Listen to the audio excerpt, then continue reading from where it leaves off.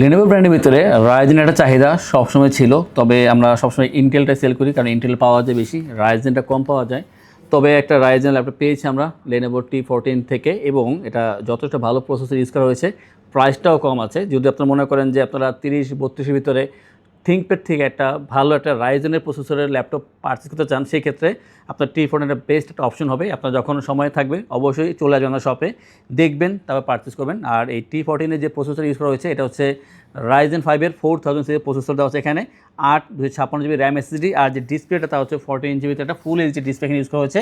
Black colour carbon body, খুবই ভালো এটা, এবং আপনি এটা 180 পর্যন্ত অ্যাঙ্গেলে নিয়ে আসতে পারবেন, যথেষ্ট ভালো। ওয়েটটাও কম আছে, 3 থেকে 3.5 ঘন্টা average charging backup. Original charger তো অবশ্যই সাথে পেয়ে যাবেন। ডিসপ্লেতে কিন্তু বেজেলটা যথেষ্ট ন্যানো করেছে এখানে, এবং একটা ভালো দিক হচ্ছে কিবোর্ডটা খুবই বোল্ড, এটা দেখতে খুবই সুন্দর লাগে এবং টাইপিংয়ের জন্য অনেক ভালো হবে।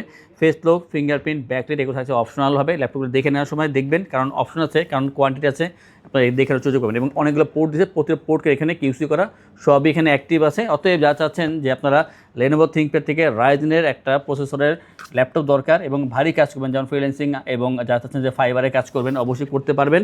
তাছাড়া যদি এমন মনে হয় এক্সেল, পাওয়ারপয়েন্ট, ওয়ার্ডের অফিসিয়াল কাজ বাট অনেক ভারী, অনেক লোড নাও লাগে, সেই ক্ষেত্রে এটা চুজ করবেন। এটা যে বর্তমান প্রাইস তা হচ্ছে 30,990 টাকা, এবং এটা নেওয়ার জন্য আসতে হবে ITBD-তে, যা আমাদের মিরপুর 10 নম্বর অবস্থিত।